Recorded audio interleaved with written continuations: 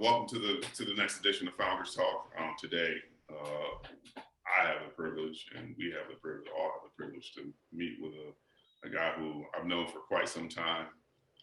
He's one of the granddaddies of the Orlando tech scene, as I like to call him. His name is Orett Davis, and Orett, listen, it's good to have you here, and the reason I'm gonna tell you why is because obviously I like you. The next thing is because I think you're really smart and you know what you're doing. But the other thing is I'm really excited to be able to showcase you, because at Rally, one of the things we're trying to do is make an argument in a case that Orlando should be and ought to be a international hub for social entrepreneurship. And therefore, meaning that any entrepreneur who's a social entrepreneur, who's in the early stages of their venture, should think about making a stop here, and if not staying here. And so in order to do that, we need to highlight what we have to offer here in Orlando. And these Founders Talks is a way of us highlighting the people here, right? The talent, the thought leadership we have here. And you happen to be one of those people. So congratulations, you made the list.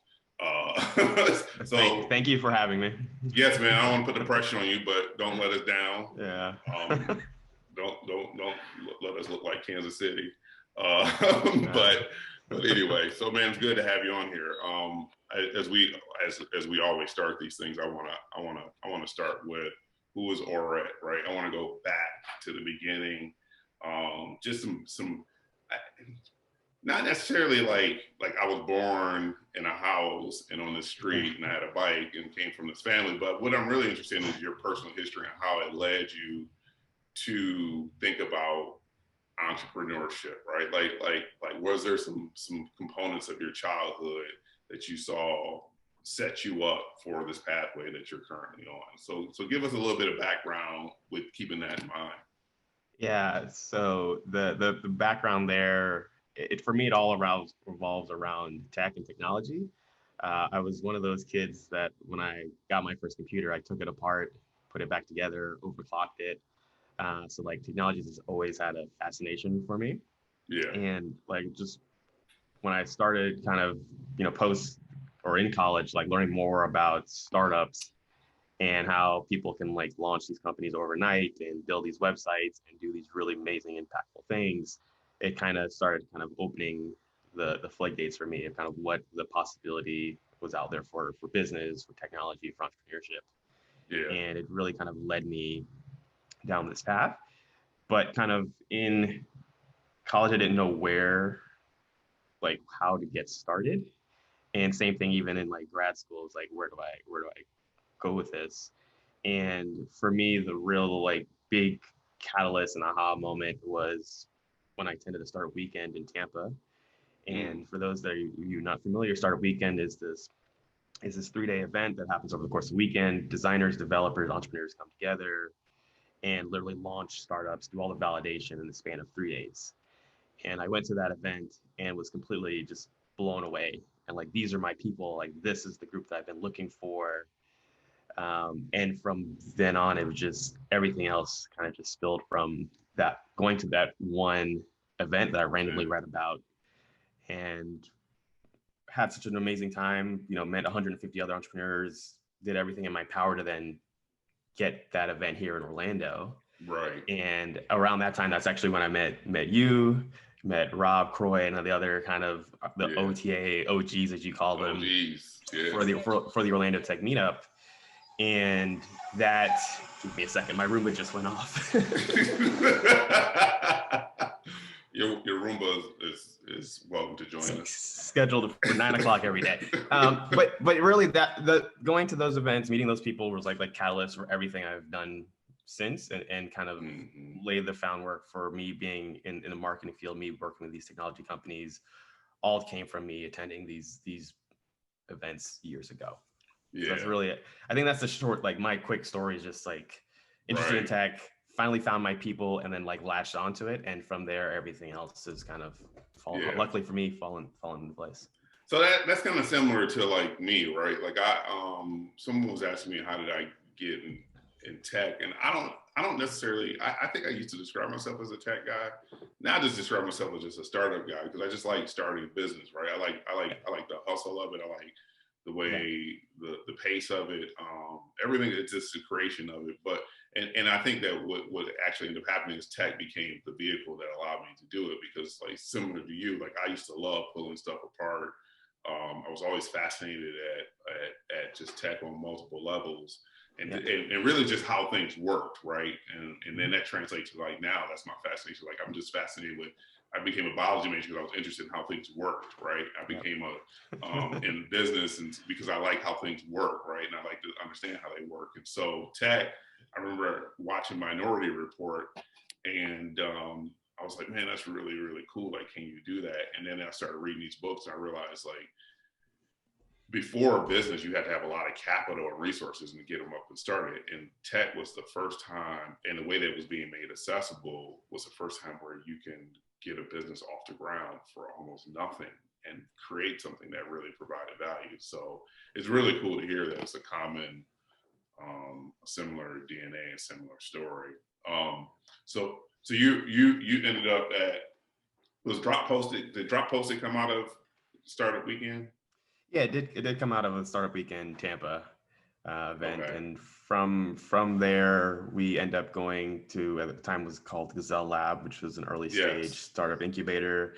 It was at the time when TechStars was doing like a mini franchise type model, Mm-hmm. and so they had this playbook. We went through that program, and so that was my first like real exposure to like working in and around startup and kind of starting to hear about the investment side of things, and how do you kind of present the case Right. for growing a product in a business. So it was a really, I think, incredibly valuable learning experience. Lots Did of you things know we that did stuff did wrong. before you went in to No, Gazelle Labs?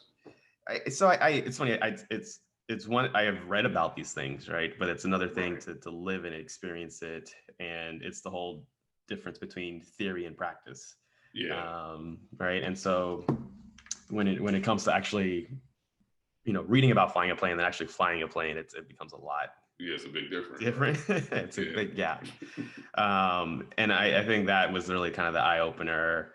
And for me, I think the biggest lesson out of, and it's something I've taken with me kind of moving forward, is like the importance of marketing, right? You can have the best product in the world, but if no one knows about it, then it doesn't So the matter, right? statement, if we build it, they will come, is not true.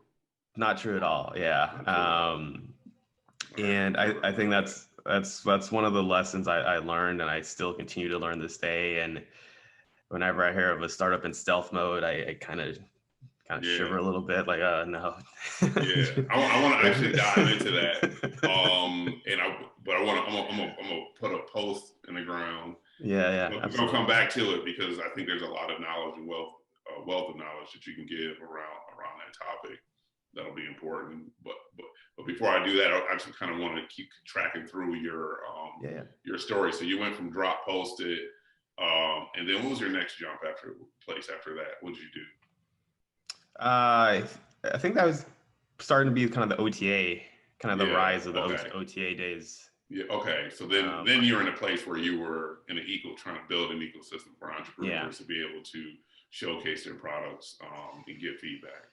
yeah. Because I think for me, that was one of the things I realized was just missing. Is I'm a huge fan and believer of like power of community, and especially of tech communities, and um, I thought we had a lack of that, right? And kind Mm-hmm. of similar to what you're doing with rally makers, like Orlando can be a place Right. for meaning and impact, right? And I think, and I still believe that the same is true for tech, Mm-hmm. but we were just missing that kind of, my thesis was like we were just missing that central gathering point. Yeah. And I've kind of followed this playbook. It's like the Boulder theory or Boulder thesis that Brad Feld has, or like you need a monthly event to bring folks together on a recurring basis, quarterly event, and like an annual event, and these all kind of feed into each other.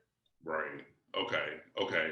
Okay. So then we started that, and then at some point you ended up running the thing because it became um, a bureaucracy. So you ended up running that because it had budgets, became a nonprofit, staying on its own. Yeah, yeah. We formalized a lot of the. Because I Yeah, think everything we were doing was really very much in grassroots, and then we it kind grassroots. of we got more formalized. We did get some funding. We're kind of backed by the city. Yeah, So yeah, so more reporting up the chain. yeah. Which But it did happens. I allow mean, us.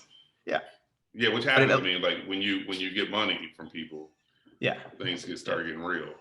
Yeah, and so it Uh, obviously comes with more reporting and more documentation, but also allowed us to do more things, yeah, right? yeah, That's money. Money is an accelerator. What we would have taken us a year to do, we could have done in 3 or 6 months with yes, some that's additional true. funding.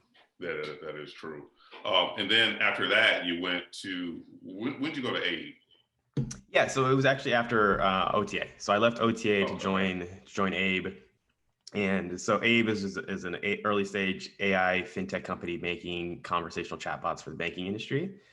And so I left OTA to join Abe. I think I was employee number 4, maybe Mm-hmm. 5. So very early on, first marketer there. So like just rocket ship of a startup. So also just another like kind of great opportunity to be on the ground floor. Lots of learning because Yeah, it's a startup, and you take on multiple roles, and we're a group of people figuring it out like as we go. right. Because you went to South Africa for a while. Yeah, yeah. So we were accepted and got into TechStars. So through the Barclays TechStars Accelerator program, and they have a couple of different locations across the world. And we happen to do the one in Cape Town, South Africa. Yeah, that's cool. For those who don't know, so there's these tech accelerators out there, and when you look at the list, it's usually like somewhere in probably number one is like Y Combinator because they just are the big gorilla out there, and then Techstars is usually like 2 or 3 somewhere Yeah, right there with it. So Oret, that just let you know. We're just trying to let y'all know Oret is a real deal because people in the world believe that.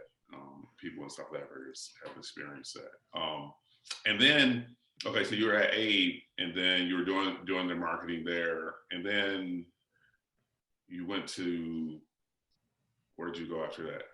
Plantar or yeah. plant The site plan. So there's site plan. another, yeah. So site plan. So left Abe, and then joined another company, which is a little bit more established company called Site Plan, and they Mm-hmm. make SaaS software for the apartment industry. So there's likely if you live in an apartment here in the States, um, you're probably using their software at some point in time. Right. And so Okay. yeah, so joined them as their kind of director of marketing, but it's really also the first true marketing role, because they primarily had been a sales sales driven. So really coming up on board there, very closely with their sales team to try and do the sales enablement and help accelerate the sales cycle. Okay. Let's hover on that just a second. When you Yeah. said you made a distinction that if they were a sales driven organization, I think that sometimes people make the mistake that sales and marketing are the same thing because the way people use the term. And so, what is it? What is it that they were doing? So when you say a sales driven organization, was it just they were just picking up the phone or sending emails out to people just randomly just trying to hit numbers? Yeah, I think they were a lot of relationships because the department is super close knit. So it's a lot of relationship building. So yes, a lot of calls, a lot of Okay. emails, lots of on-site visits. Right. So a lot of traditional like boots on the ground type of work versus when I traditionally think of marketing, I think more like inbound, right? So like you've built up a brand, you've built up awareness through content or whatever means, and folks are coming to you because they recognize that you solve a problem, Yeah. versus you calling them and you don't know. You make the assumption that you have a solution to a problem that they have, right? Yeah. So Yeah. it's a little bit different So in terms of how I. you were there setting all that up for them. Just like how do you communicate to people and bring and so that way they inbound. Yeah. So in yeah, that role was a little bit of kind of mix of all of the above, right? So Right. working with the sales team to help figure out some of this like outbound nurturing sequences, marketing automation, like working on the kind of PR and press release side of things, like kind of build that awareness. So yeah, it was a mix of these different kind of marketing and sales kind of Right. overlap of the role. Yeah. Okay. Is that where you were like, man, like I could do this on my own? Yeah. Is that where it happened? Yeah, that was the kind of the kicker there. You know, I've spent time working with early stage companies at the ground level, kind of helping them solve these problems. And I realized like I could do this. Part of who I am, like I'm a serial starter, so I love to see new things and I love to see them over and over again. And so me being in-house, I realized like I have a tendency to, after a year, I'm like, what's next? Yeah. Versus the agency side of things allows me to see, you know, it's kind of this revolving door Right. of companies and of clients, and you know, the you know, we can see folks and pick on new clients that are interesting to us, and so we don't necessarily get, I don't get bored. Yeah, because there's a new Right. problem to solve every time It's a you bring new, somebody aboard. it's a new problem to solve, and it allowed me to be very hyper focused. So a lot of times marketers and marketing teams end up being the catch-all, right? So it's like, hey, we need new hats, or hey, we need new shirts. It's like, you know, versus like on a true marketing team's role, like our role is all around helping to drive revenue, right? Like you Right. make that switch. So it's like, what are the activities that help us drive revenue? And we're not booking hotels for the sales teams, or we're not doing X, Y, and Z activities just because some organizations treat marketers as a catch-all. And on the Yeah. agency side of things, you know, I'm allowed to be very focused. Like, no, that is absolutely out of our scope. We're only focused on this bubble. Yeah. This No, market. so let's talk about that now. Let's talk about marketing for an early stage startup. You know, I guess it's like where where does it start? Like what's the first, what's the most important activities that they need to be doing initially, right? Understanding there's very limited resources, Yeah. understanding like how can they get the most out of marketing that leads them somewhere. Yeah. So the way how we treat it with like our clients, and like how I think about it, is first your foundation has to be there. And when we look at like, when I think about foundational elements, it's like, is your tracking and analytics, even at the most basic level, is that set up?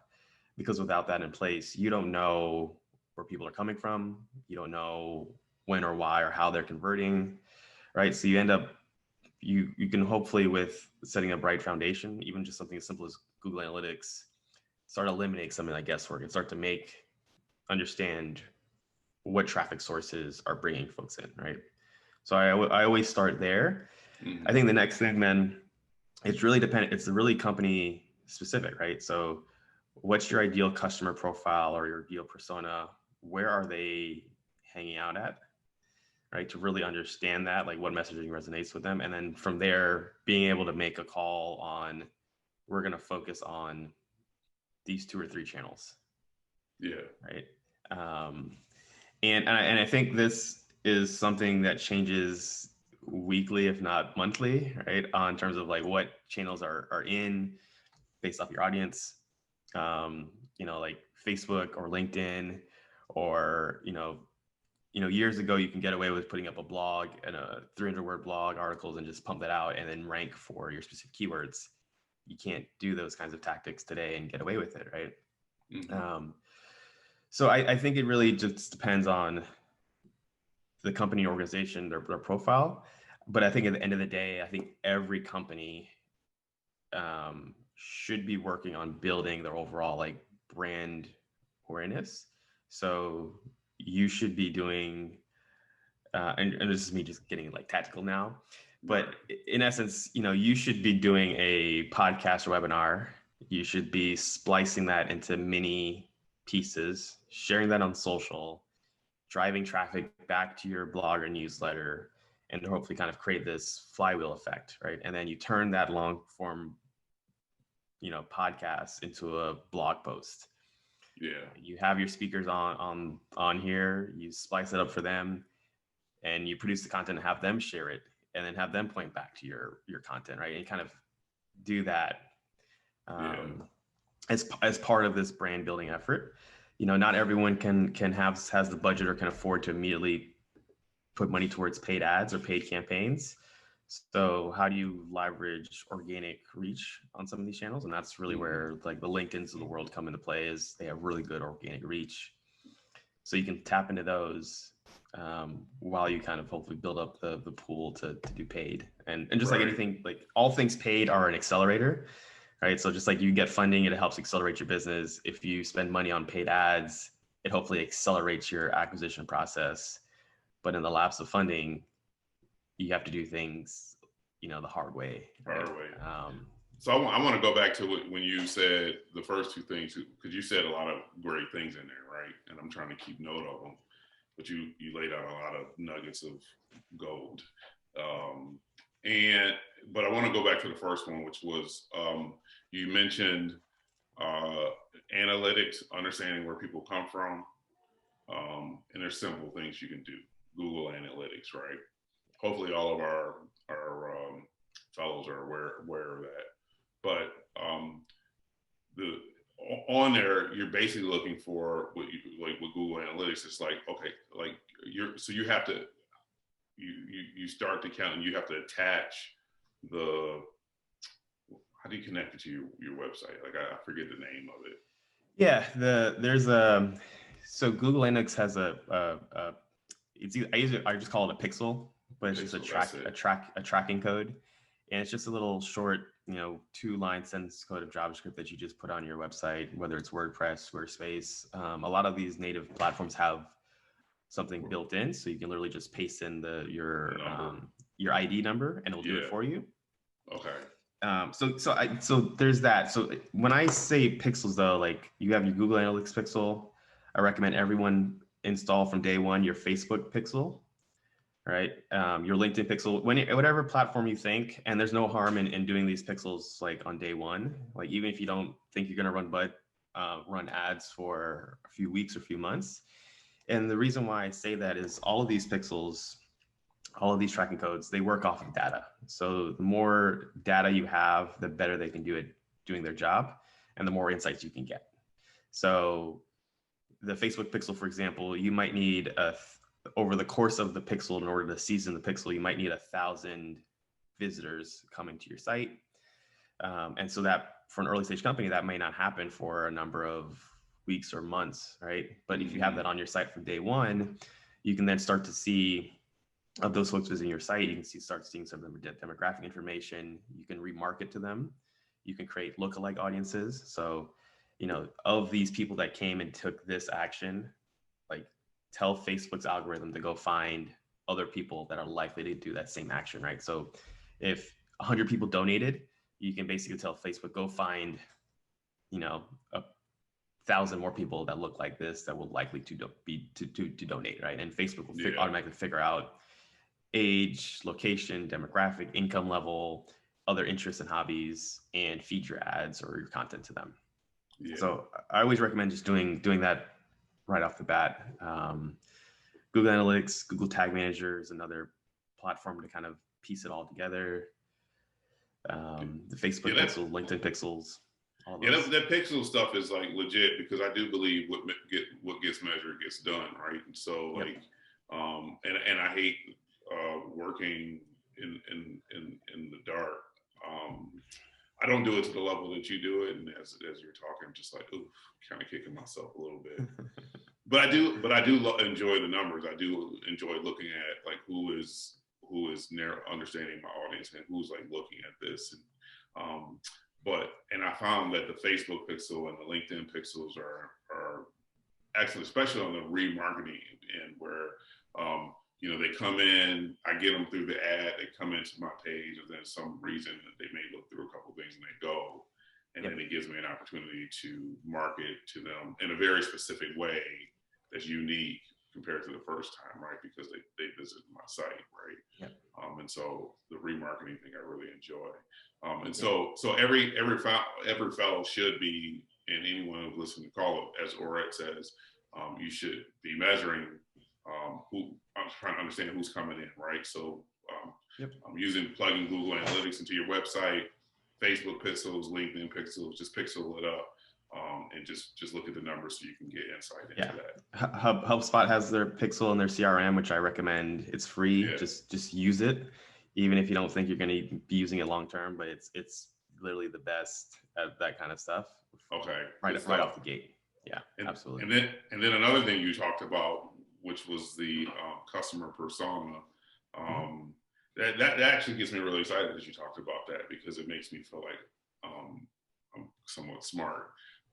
At least Ben and I are, because one of the things we hammer our fellows on, we've been spending the whole front part of the program on, because they're early stage, right? And as a result, they're still trying to understand who the customer is, right? A lot of them have an idea who it is, but the key is understanding, like really what are the challenges, the stuff that's in the customer persona, like what are the challenges, what are the barriers, what are the things that will that needs to be in place for them to make a purchasing decision. So they've been spending a lot of time on there, and so it gets me excited because because based on what you're saying, which supports also what we're saying, it's like unless you really understand, it's like garbage in, garbage out.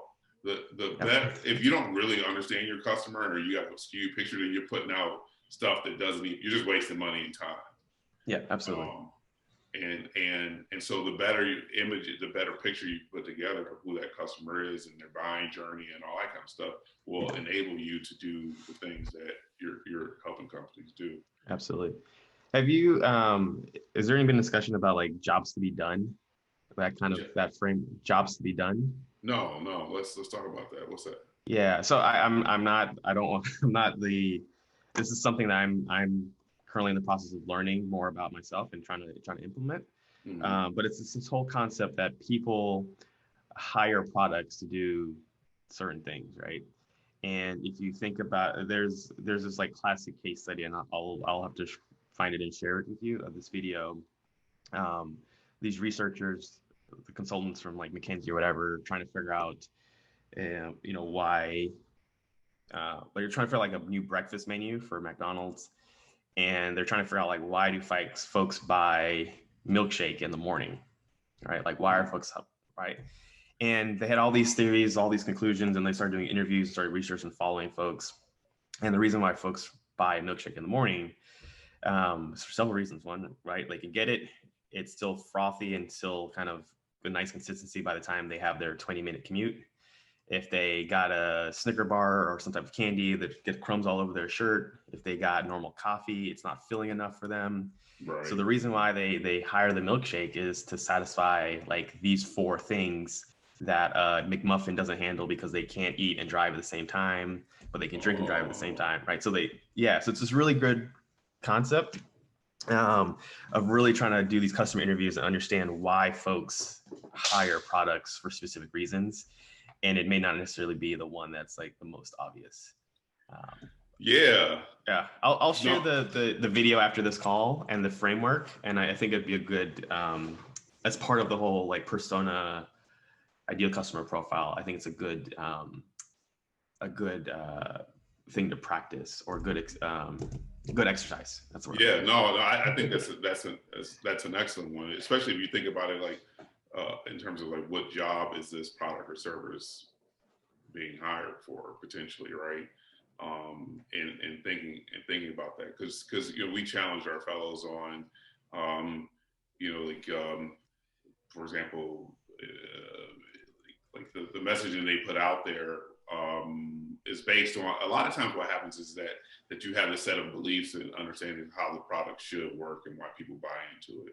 And then when you get out here and you do this customer discovery, you realize that there are other components that are different, and the way you rank them are they don't rank them the same way, right? So maybe in the case of trash composting, right? Like being a good environmentalist is important to me, right? Like I want to help save the earth, and that's a priority. So I make that a priority on all my marketing, all my messaging, and then you find out the people that when they rank it, that may be at the bottom of the list. And the biggest thing is like it's like the reason why they don't do it is because maybe they feel like it's too, the pests and the odor, the smell of it is just too overwhelming, and so therefore you realize like, oh, that messaging needs to be moved forward. So absolutely.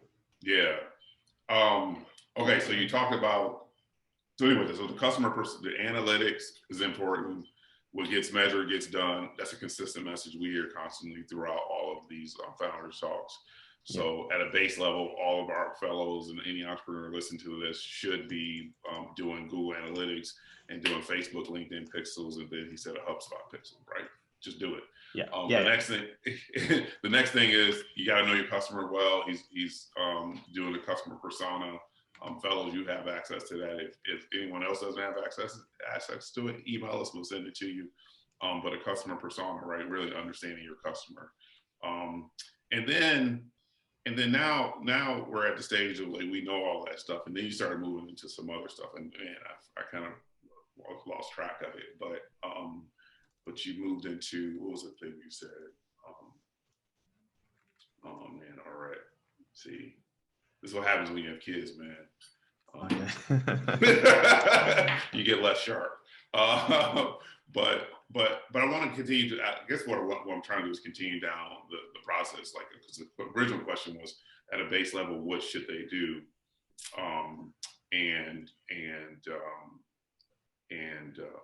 The thing you said was about accelerant, money being an accelerant to the marketing activity.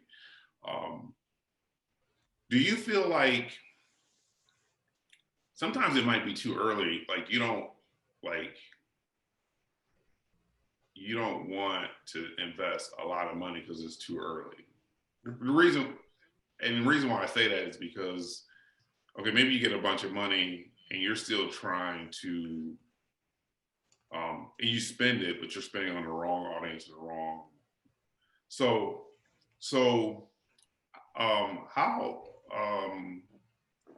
When for you, what does success look like? If I'm doing like how should I be running if I'm trying to market to my startup? What does success look like? Let's say digital. Okay, it's digital, right? What does success look like? And how do I know I'm headed in the right direction? What are some of the key indicators? And then says, okay, and then like once you fine tune it, then I can pour money onto it as an accelerator. So what does early success look like digitally? Like, talk about that. Yeah, I think that's a great question, and it's not necessarily like an easy one. Right? Yeah, it's not. It varies depending on the kind of business you're in, right? Yeah, it definitely varies. So what should people be measuring? The things that should be measuring to determine, or okay, I guess. Yeah. What are the things that people should be doing? A/B testing, whatever, and what should they be measuring? Yeah. So honestly, I think the A/B testing like terminology has been like used, and it's one of those concepts that's just been hyped and like, oh, you got to A/B test, you got to A/B test. But in the grand scheme of things, the amount of traffic or visitors you need for like a statistically significant A/B test for most companies is so large that it doesn't make sense, right? I think A/B test for Facebook, totally do it all day, every day, multivariate testing. A/B testing for a one person startup that's just getting things off the ground. I think that it's like more of like taking big changes, like not changing a color of a button or from red to blue. It's like revamping the whole website and seeing if that produces short form versus like really long form, short to the point. So not to go on that whole like A/B testing rant. No, that's good. I'm glad to hear that. Go, keep on the road if you want. Yeah, it's just one of those things that I think there have been a lot of things in marketing that have been hyped up by, a lot of folks that now take this growth title or demand title or XYZ title that's going around. Mm-hmm. And these things are pitched, but they're not necessarily the most like valuable depending on your scale, depending on your Yeah. size and your scale, right? Yeah. For early stage. Early stage, yeah. So I think for just kind of go bring it back to like what to look for success for like early stage company. I think there are some fundamentals that will ring true no matter what. And like taking a look, no matter what, it's a numbers game, right? So it's people in, right? People in at the top of the funnel. They take some action and get to the middle funnel and go down to the bottom of the funnel, make a purchase, make a donation, or make whatever, right? It's at the simplest terms. It's like it goes down that. The pathway that someone takes to get there, though, may not necessarily be a direct line down, right? But in the day, I think folks should look at your overall conversion rate, right? So how many folks have come in have now joined the newsletter, right? That's one step. How many have come in and then, responded to an email, made a donation, purchased something, submitted a contact form. What are your key, indicators, right? So I'll not to pick on O-Town Compost, but just that's the most like recent example I can think of. So like how many folks fill out a contact request form for more information, right? And how many of those requests do you get on a week by week basis? Because you don't want to look at a monthly time period, because that's too long for a startup. You want to look like weekly or daily sometimes. And C is that number of contact requests trending up, and is the rate of trend up accelerating, the velocity increasing, right? And then from there, backtrack. Well, what gets me more contacts? So, all right, more people visiting the website. Great. So how do I get more people visiting the website? Well, and then this is where like Google Analytics comes in. Well, we get most of our traffic coming in from Facebook, or most of our channel traffic actually comes in from podcasts or press releases or other third-party acts. Like the Orlando Weekly wrote about us, and that's where we got the most amount of traffic. Maybe we should double down on getting press mentions on the Weekly, Sentinel, OBJ, or what have you, right? So I think that what measure of success looks like really, like I said, Yeah. is company specific. But in the day, you've got to go back and figure out like, oh, is it people buying our clothing? So what causes more folks to buy our clothing? Yeah. Right. So I think the one thing you said before was about the because you were talking from the mindset of someone who doesn't have like a lot of money or very little resources, and some of the easy things you can do. One of the things was putting out content, so like podcasts and splicing it up. And so I could imagine a scenario where several of our people, whether it's Guyan, you doing a podcast with a therapist about the challenges around practical steps in terms of helping those therapists work with kids with special needs, and that's being shared out there to a group of therapists so they can learn from it, and it'll all point back to your website. I can imagine Abdullah, you talking about a podcast with or doing videos like this with nonprofits and about fundraising challenges. It's like fundraising tips. It's like that's the podcast, and I can imagine, for example, Moto, doing things about maybe yours will look a little different, but like mini fashion shows, right? Because you're designing these brands and it's around sustainable fashion, and so it's like. But anyway, the point is I'm trying to make is that finding creative ways to get your brand recognized, right? Similar to what we do at Rally, right? Which is like that's part of the reasons why we do these founders talk. We didn't record them originally, and we were realizing how much valuable stuff we were missing, and that people found it useful. And so we splice it up, break it up, put it on all the socials, put it on our landing page, share it in different groups. And it's been amazing to see just this simple activity. And it's not well produced, but how much is consumed and how people, it brings up our brand recognition. I think content, I'm incredibly bullish on all things video, all things podcast, webinar, and doing that exact playbook of splicing it.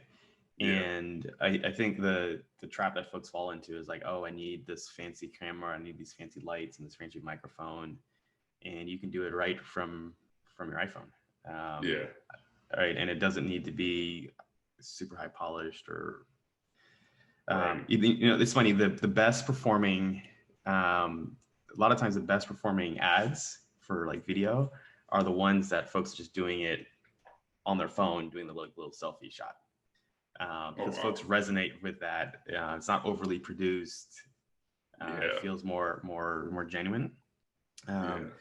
But the content piece overall, like you said, I think everyone, you know, I think everyone should be producing some type of podcast webinar in that fashion, like interview. And the great thing about doing this is you can interview your potential customers, you can interview partners. You really get to tell your brand story, right? And other mistake I see folks make a lot of times is that they give up because they're only getting, low engagement. They may get 1 or 2 views or X, Y, and Z. And one, like, great things take time to build. So like that's number one. But two, um, even if you only have a handful of folks, if those folks are your ideal customers, your ideal profile, your ideal persona, like that's it. Like I will take 3 super fans all day, every day over trying to shoot for the home run and trying to get 1,000 folks that may not be my ideal customer, my ideal profile that at the end of the day might not even buy. It's a similar, I call it like the TechCrunch effect. Like for those of you not familiar, like TechCrunch is this crazy, like this really big tech blog and publication. Every single startup in the world like Wants to be in it. wants to be on TechCrunch, right? And I I've was been on in TechCrunch yeah, and twice. same thing. I've been on TechCrunch twice as well too. And what happens with the TechCrunch effect, right? Is you get on TechCrunch, a lot of people, you're that those 2 days that you're on TechCrunch, you get so much traffic to your website. But what ends up happening on the back end is none of those folks convert into actual paying customers. Yeah. Right. And I call it the TechCrunch effect. It's totally a vanity metric. And that's not what we're aiming for. Like I said, I will take the 5 or 10 people that like day in, day out, I push out my podcast or my webinar and they watch it. I'll take those 10 any day over, trying to get the shoot for the fences. Yeah. There's Don't be a, disappointed by the small numbers because you're right. You look at it like, man, I only got 7 views on that. Like you think there's a lot more people in the world than 7. yeah. I got 7 friends. They didn't even visit. They didn't even visit Yeah. it, right? So, but you're right. Like it just takes a while to build up. Yeah, it takes a while to build up audience. It takes time, but everyone rushes to like the Gary V of the world, and like Gary V does these 50 different pieces of content and has these tens of millions of raging fans. But Gary V's been at it for the last like 20 years. Yeah, a long kind time. of grinding behind the work. Or Casey Neistat was putting out, hundreds of videos before, and for 10 years before anyone ever cared. Right. So it just takes time to like build a brand, but I do think like the pace of brand building has accelerated. And if you do it right, you definitely can start seeing dividends a lot sooner. But I think companies need to be in it. Like, don't just do it for a month and then throw it away because it's not working. The whole point of the podcast and the webinars at the end of the day is to start your content engine.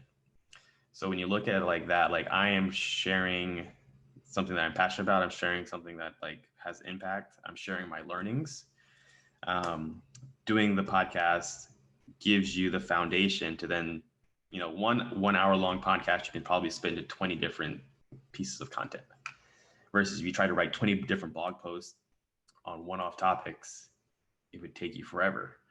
Versus that same 1 hour podcast, you can do the 1 hour, and spend another 2 hours on the back end and just you know um, just explode your content production. Yeah, yeah. Right. Fellows, like, what Red was saying is really important, because all of you are in a position where you're obviously passionate about something. It's a social issue, and what he is saying is that this gives you like taking the opportunity. Your thought leadership matters, and that's one of the, and I didn't even realize I was doing this, but when I was in the education space, one of the things I was doing was, I thought is to bring awareness to the work that I was doing.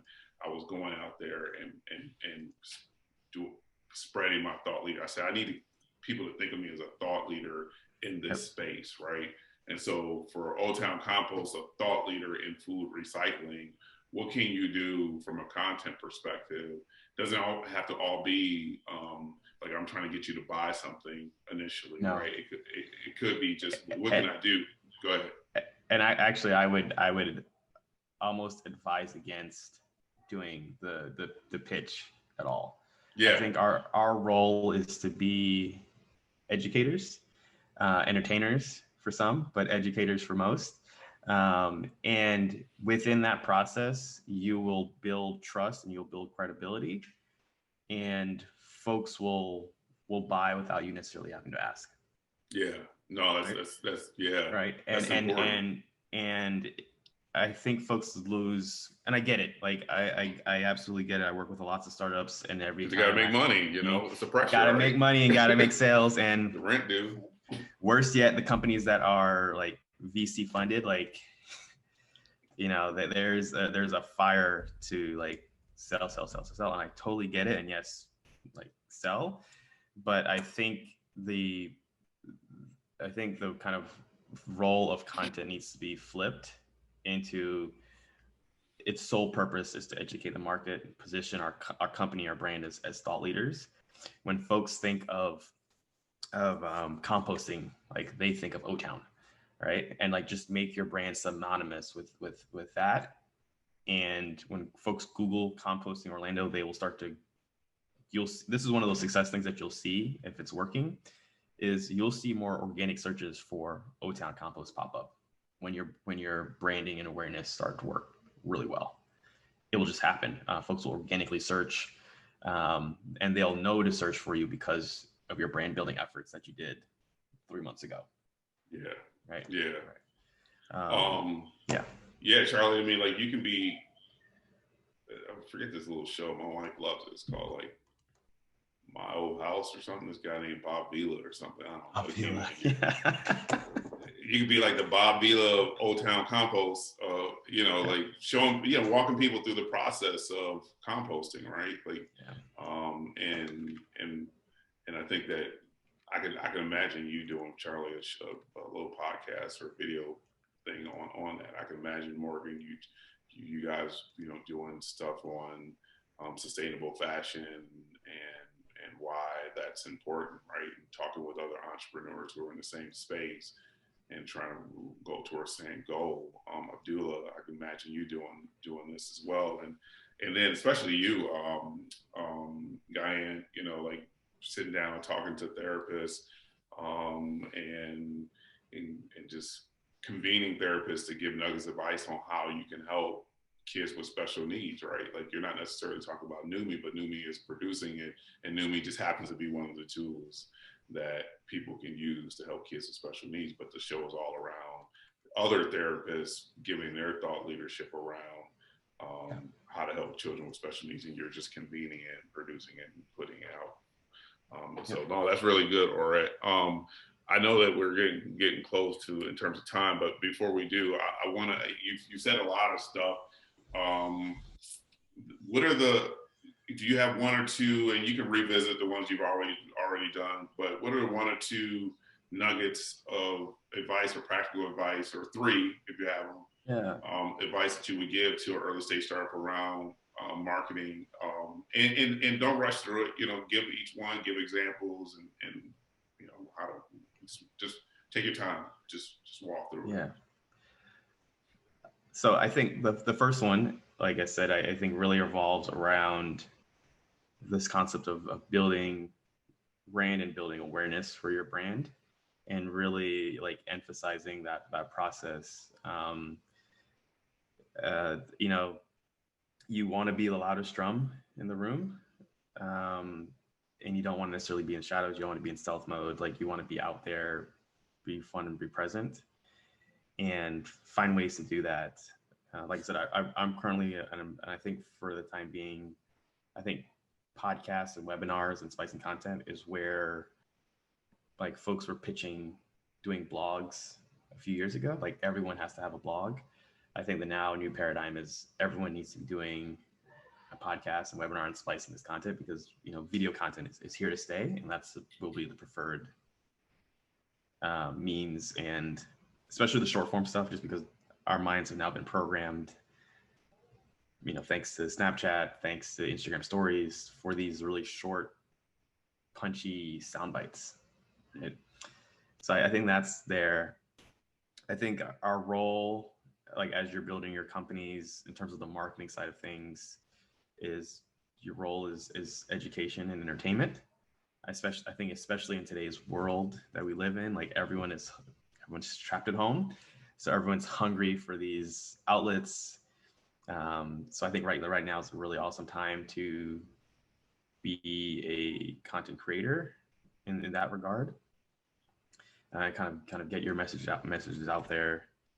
Um, what else? I think the foundational stuff, like the tracking analytics, to me, that's just it's just a thing that gets done. It takes you an hour. You don't have to think about it again until the time is then ready or right for you then to start making action on those kinds of pieces and metrics. Yeah. Yeah, I think That's it. I think that's the short wrap for me. Like right now, just kind of given the frame of our conversation.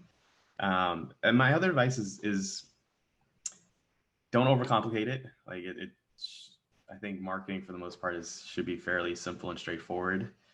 It just I'm a fan of like moving fast and breaking things, and it's much better for you, I think, in my opinion, to like push the video out there. And if the first one is not up to your standards, that's perfectly fine. Like just get better, day in, day out, week in, week out, and make those refinements. But it's better for you to start today than starting in a month from now because things weren't perfect or weren't right.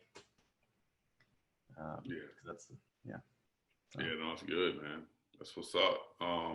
Let's open it up to our fellows. I'm sure they have plenty of questions because this is exactly where they're at right now. I mean, they're trying to reach out to customers and get people on board. So let's open it up. Who has a question? Yeah. Orette, fantastic.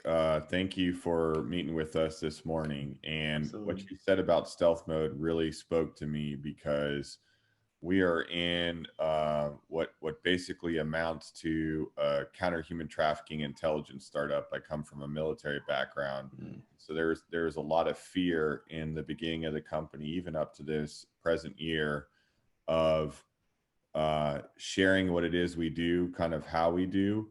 And so education, customer education is a huge barrier for us because people think we're something that's not what we actually are. So would you say this content generate, like if you have an education problem where your customer segments need to be educated about the possibility that your type of solution could exist, that that content generation is really powerful for bridging that education gap before you even get to your customers? Yeah, absolutely.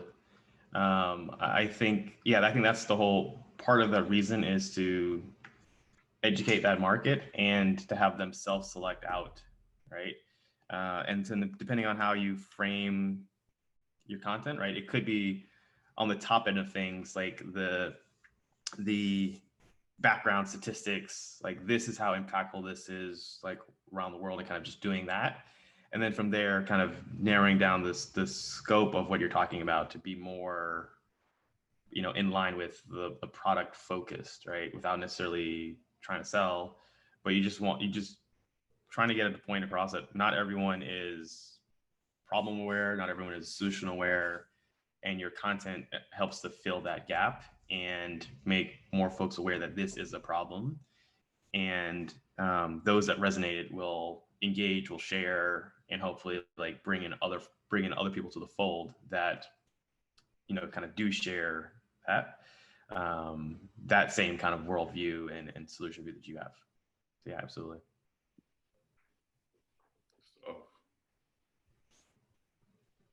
All right. Orette, this has been great. Thank you so much. Something we struggle with at a startup is always it appears that the best storytellers win. And I think we overcomplicate our message sometimes. So, any advice around how to keep it simple because it's really hard? And then also a little question of any books or podcasts you recommend. Yeah, that's a great one, and it's funny. It's one of those things that I'm still learning right now. Give me like 1 second. I think it's Roomba started cooking food. No. There you go. So this is actually a book that I'm reading right now, building a story brand around how to help simplify your messaging. So building a story brand. And the whole, yes. So I think that's I think that's a good place to start. And I am learning more about this process in terms of like storytelling, because I think it's incredibly powerful. And it pairs like hand in hand with copywriting, which is like, those are my two, like my pillars for things that I'm working on developing a better, like better capabilities around, is that, because I'm good on the technical side of things, but I think the storytelling is like critical. Like the best companies in the world are amazing storytellers. That's why folks love Apple, they love Nike, because they're really great storytellers. So I don't have any direct advice, because that's something I'm not ashamed to admit that I'm still learning myself, but like that's why I had to go run and get this, because I think this is a really great place to start in this framework. And then for those, this is a really good book. It's recommended by a lot of copywriters. The whole concept is around the hero's journey and the story arc, right? There's a hero who faces a problem that needs a guide, right? And it kind of brings you through this arc. And it's been proven that this story process, just through human nature,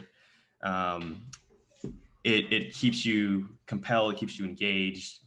If you follow this story framework, you can captivate and hold someone's attention. And this is the same process that this playbook provides that movies follow. That's why like every 7 minutes something happens in a movie. Like this does a really good job of going to that. So, and in terms of folks to follow, I'm a huge fan of on LinkedIn. There are a couple of people that I follow that are really great marketers and really great storytellers. And I'll send an email out, but one of them is a guy named Dave Gearhart, who's a CMO of a company called Privy. There's another person named, and I can shoot an email with this later today. I forget his name, but he's the CMO of a company called Databox. And they both have their own like Patreon accounts, and all they do is talk about like marketing tips and tactics, but specifically focused around brand building, storytelling, content. So I think those might be. I'll shoot an email to Kyle with a recap of those, so everyone has a link to them. Yeah, absolutely.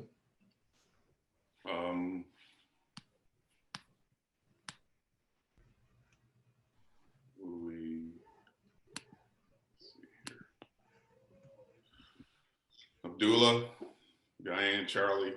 I'm just curious, what do you think of like Instagram video or IGTV? How do you think leveraging that is best? Yeah. So I personally have not dove much into IGTV and Instagram stories. I do this, and the reason why is because, let me start with this caveat. Not every platform is for everyone, right? And so for like my audience, like most of my content, almost all of my content, I post on LinkedIn. I don't do much on Facebook at all. I don't do much on Instagram, other than like running ads, right? So I just want to make that caveat there for me. But I think as a whole, as a platform, incredibly powerful. I think the reach is just amazing on stories and on Instagram as a whole. And I think it's something that you should definitely like tap into. Um, um, yeah, like I said, I think to me it's in a similar regard as how I treat like LinkedIn and like LinkedIn's organic reach. It's just for Instagram, right? And then if you pair that with as well too any of the like ad-based platforms that Facebook provides, also becomes really powerful. Yeah. So the thing you talked about earlier is like the primary driver is understanding the customer persona. Like where do your people hang out? Who you're trying to talk to, and so your people may not hang out on, although Instagram could be your favorite platform, social media for you to use, it may not be for who you're trying to sell to. And so keeping that at the top of mind is important. The one thing I haven't figured out yet is Instagram story. I like to say that I was the first person to use it. I was like, oh, this is interesting. And I just put it up there. And then I think you put something there and I said, oh, I'm the first person to use it. But I'm not sure necessarily LinkedIn stories. How to use it. Yeah, LinkedIn stories. That's it. LinkedIn stories. And then they only give you 20 seconds to do. Yeah. So like I said, I can only talk from like my experience and kind of platforms that I'm using right now. And so like LinkedIn, for example, like LinkedIn stories, like it seems to be that folks want more of the behind the scenes, behind like the business practices and what's happening, and less of like folks getting on there and bragging like, oh, I just closed this sale today, or oh, I just did X, Y, and Z. I don't think that's how this platform is going to end up evolving. I think what we'll see is more companies using it to show this is our culture. You know, hey, we're making this video today. This is the behind the scenes of like how we shot the video, versus, you know, hey, we just closed this $1 million deal, right? Right, popping your collar. So yeah, because I mean that's basically how LinkedIn has become now. Is everyone getting on there? It's either recruiters saying, hey, I'm hiring for this job, or folks getting on there saying, trying to sell to you, or folks getting on there because, you know, showboating, right? And so if you can just don't do one of those three things, and you're already like ahead of the curve. Yeah. So, and that's just for LinkedIn, but like I said, I have limited personal experience with Instagram. Just, you know, I think you got to pick your battles sometimes, and I've chosen my battle just to be on LinkedIn for right now. Yeah. Charlie, and then all of you. So two of the things that Ori talked about is important that I think that should guide which platform you should be on is the customer persona, right? Like, I mean, I get it that Instagram or MySpace is your favorite platform, but if your customers aren't there, they're not saying that that's where they hang out. Don't put stuff there, even though it's your favorite, right? So we have to resist that temptation, the overriding what we believe that the customer want or where they're saying they're hanging out. And then the other thing is the Google Analytics, right? Being able to see where people are coming in from and using that data to double down in those channels, right? And so after this call, if you haven't done it, all of you should be plugging Google Analytics into your platform, into your websites, and seeing where people are coming from. That would be a very interesting activity, especially now that you're in the process of trying to market to folks, right? Because you got to figure out where to spend your time and put your money at, because you only have so much of it. Let's see, we got time for one more question. Anybody else? Abdullah? Yes. Hey, all right. Thank you for a very candid conversation. So tell me, I know we talked about marketing. Are you also consider is there, first of all, is there a specific niche industry that you think you excel? Because I know you said startups, but is there a Yeah. specific industry that you excel? And are you just consider yourself as an ele- digital marketing company or a PR company as well? Yeah, great question. So our focus areas are specifically with B2B technology companies, and we've kind of crossed a little niche for ourselves around the med tech and health tech areas. So the bulk of our clients right now are med tech, health tech companies. And then we don't necessarily do PR.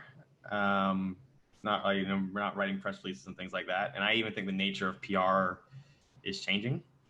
And I can go on to a rant about that if we want as well too. So yeah, but we're really focused on a couple of areas: demand generation and growth marketing. So kind of helping to create effective inbound marketing campaigns, really strong foundation for analytics and measurements.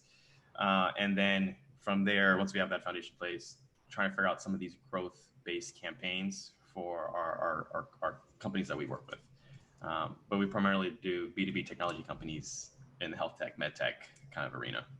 Yeah. And listen, look, I'll go on the rant for you, Oret. I think early stage startups should stay away from PR. PR is one of those things that feels glitzy. It feels like the Oscars, right? And it's like, oh yeah, that would be like really cool. It costs a lot of money. I think I probably, in one of my startups, probably sunk close to 30 grand in PR. And it was a mistake because I didn't know. First of all, I was still trying to understand who my audience was and all that kind of stuff. And it was just money thrown out the window. And it's just press releases, right? Like it was press releases, show up here, do this interview, do this.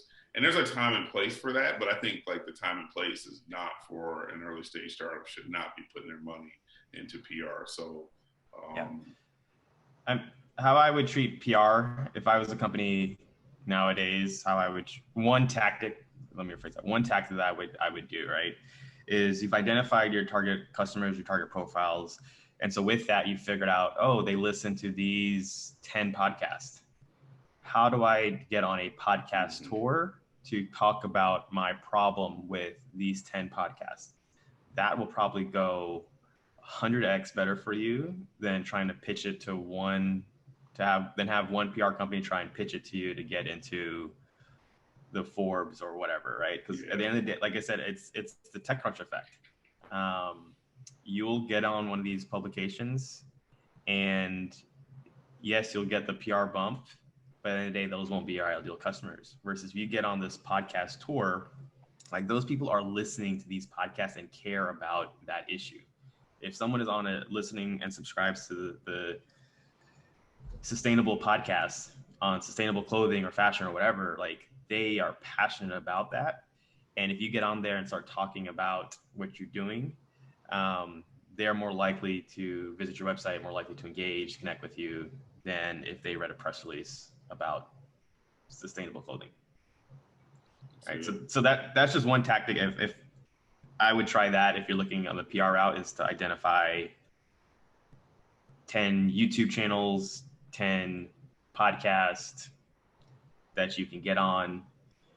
And the great thing about that is all these podcast hosts and YouTube hosts are hungry for content. So if you come in there with the pitch, it's like, hey, I've already got the story for you. You don't have to do any work. I just want to talk about X, Y, and Z topic. They'll 9 times out of 10, they'll gladly do it because you've eliminated their workload.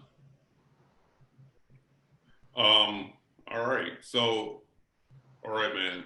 You want to know something? What's that? Well, I'm proud to have you as my friend, man. And you did a good job today. So I appreciate it. yeah, you did a good job. Good. You really, yes. you. I feel very confident about putting this out and people seeing that Orlando. If you're a social entrepreneur, that Orlando should be a stop because of people like you. So that makes me happy, man. So I appreciate your time with us today and sharing the wisdom. Yep. Measure, understand your customer, A/B testing. Don't do that. Do more stories, storytelling, Yep. content creation, Story brand. story brand. If you have any other conversations or any other thoughts, or like not your email address, but what's the name of your group so they can find you?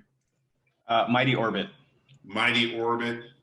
That's Yep. really awesome. Is it like a little mouse? Like I feel yeah, like. I mean, what's the logo on it? It's just a rocket ship. I'm actually in the process of redoing our brand right now. Oh, okay. Because I got like Mighty Mouse in my head for some reason. I'm not sure why. Well, it's a similar like the best compliment I've ever received as a marketer is a CMO of this massive company saying, "Hey, your marketing team performs like you're 20 people, but you're only 3." And I was just like, "Yeah, that's it. We want to like mighty marketing, mighty orbit." And then the orbit is like you want to attract your customers, right? And like keep them in bounds. So that's kind of the brand concept there. Yeah. Mighty Orbit, man. Appreciate your time today.